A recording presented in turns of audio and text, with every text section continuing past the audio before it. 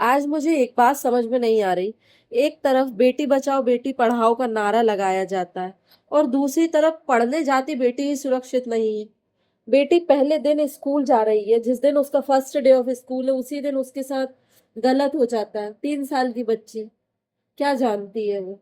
13 साल की मासूम के साथ 32 लोगों ने मिलकर एक साथ, एक इंसान गलत हो सकता है, दो इंसान गलत हो सकते हैं, 32 लोगों ने मिलकर उस बच्ची के साथ गलत किया। आज वो इतने दर्द में है, पीड़ा में है। और साथ में दुख इस बात का है कि उसमें पुलिस मिली है। हमारे बच्चियों के साथ अगर कुछ गलत होता है तो हम जाके प्रशासन का सहारा लेंगे। अब प्रशासन ही उसमें मिला होगा तो हम कहाँ जाएंगे बताइए? और नारे लगाए जाते हैं बेटी बचाओ बेटी पढ़ाओ। बेटी पढ़ने ही बाहर जाती है, वहां ही बेटी का कुछ मतलब सुरक्षित नहीं है हमारी बेटियां। तो हम कैसे उनको पढ़ा के, बात पढ़ाने की नहीं है, लेकिन ये डर एक माँ के दिल से कब जाएगा कि हम निडर होकर अपनी बेटियों को कहीं भी भेज सकें? चलो मैं मानती हूँ 20-21 साल की बच्चियों के साथ कुछ होता है तो आप लोग बोल देते हैं कि लड़की गलत होगी, लेकिन 2 साल की मासूम, 13 साल की मासूम, क्या वो गलत होंगी? नहीं ना। लेकिन उनके साथ भी तो वही हो रहा है।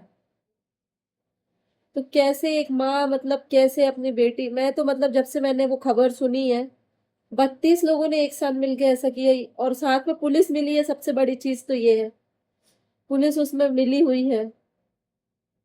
तो भाई मेरे हिसाब से तो मतलब उन लोगों को 32 के 32 लोगों को एक काट के फेंक देना चाहिए या हम लोगों के हवाले कर दो, जनता के हवाले कर दो। अगर आप लोगों से कुछ नहीं बन रहा हो, प्रशासन कुछ नहीं कर पा रही हो, क्योंकि अगर वो जेल में गए तो 1 साल, 2 साल, 3 साल बस छूट जाएंगे। लेकिन बेटियां फिर भी सुरक्षित कभी नहीं रह पाएंगी।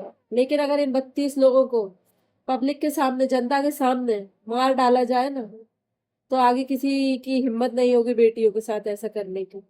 अब आप ही बताइए, क्या बेटी पढ़ाए या बेटी को घर बिठाए? दुनिया तो यही चाहती है बेटी घर बैठे, लेकिन क्यों बैठे?